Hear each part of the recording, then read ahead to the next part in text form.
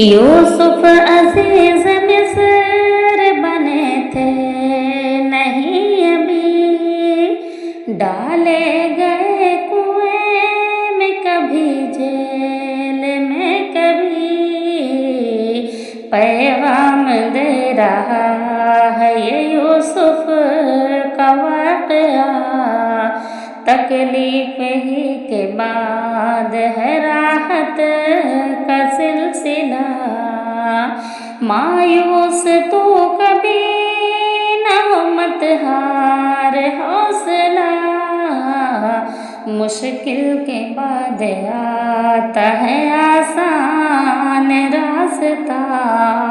مایوس تو کبھی نہ ہو مت ہار حوصلہ، مایوس ہو کبھی نہ